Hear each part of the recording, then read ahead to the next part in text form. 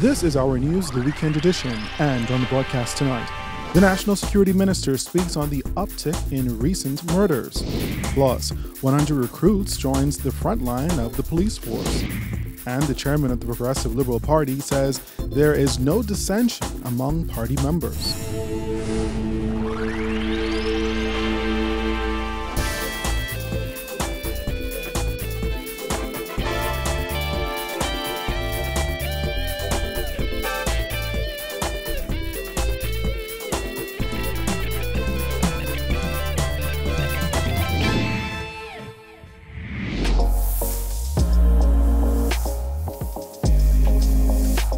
Our news is brought to you by Alive.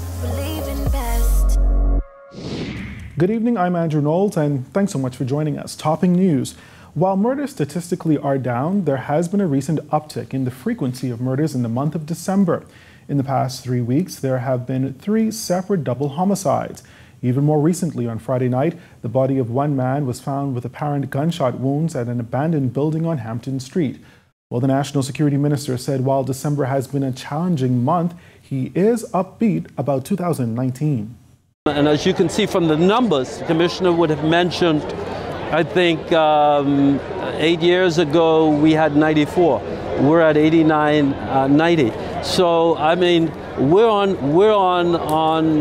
par to eclipse more than a decade homicide record. Which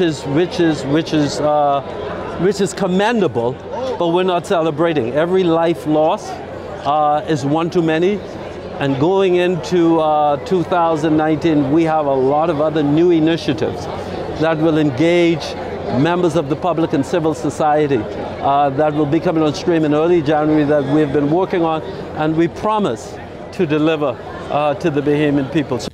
Dames added that they will not only focus on gang violence, but domestic incidents as well. When we isolate these matters, and I know that sometimes there's a concern that, all of these matters are connected, so the gangsters are taking over the town. Well, the most recent double shooting, unfortunately, seems to be that of a domestic-related matter, which is very sad. We have to take a closer look at these domestic matters so that we can preempt situations like this. And that's one of the things when I have my conclave with my heads of department early in January, that we will be looking at issues such as this. Well, as the crime fight continues, the police force has increased its manpower with more boots on the ground. 100 new recruits successfully completed and graduated from the Police Training College recently.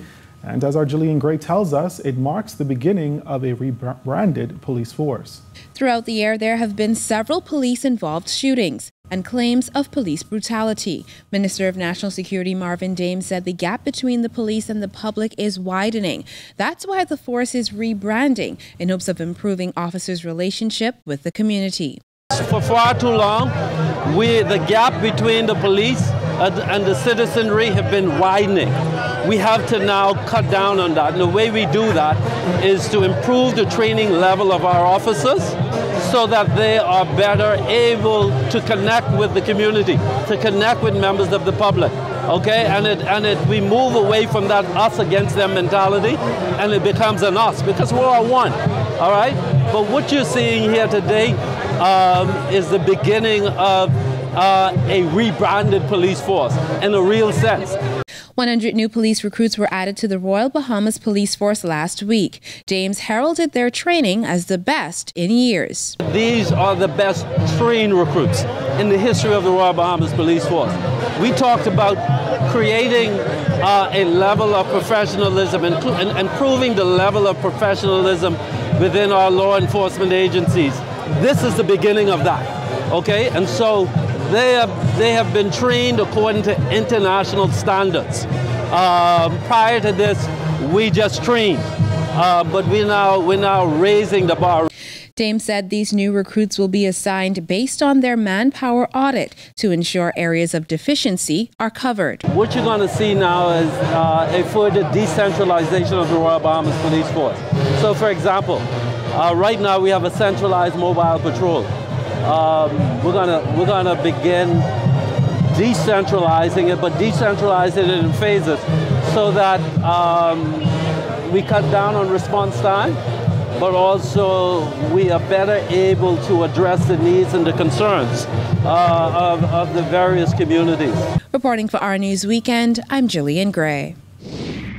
All right, thanks a lot, Jillian. On to other news this evening. Progressive Liberal Party Chairman Fred Mitchell is insisting that the party is not at odds despite recent occurrences in the upper and lower chamber this month.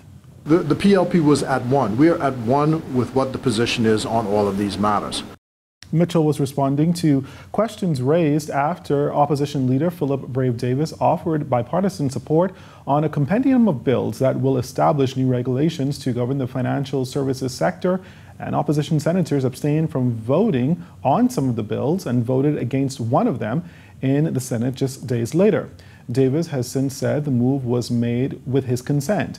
Mitchell concurred, adding that there is no dissent in the party. There was all this business about the Progressive Liberal Party voted differently from the way it did in the House. When the bills left the House, those bills left the House, there were certain promises that the government made. Our leaders decided that we should put certain amendments to those bills. Those amendments were turned down. In the circumstances, we felt we could not support them, and so we abstained. And when the bills returned to the House, the members of the House of the PLP abstained. The bills include the Register of Beneficial Ownership Bill, the Commercials and Entities Bill, the Removal of Preferential Exemptions Bill, the Penal Code Bill, and the Non-Profit Organizations Bill.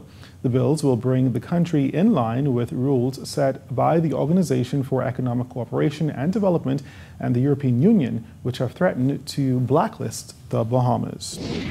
And we will take our first break here, but still ahead tonight. Global Ports Holdings revealed its proposed plans for the redevelopment of the Nassau Cruise Port. That story and more when Our News returns.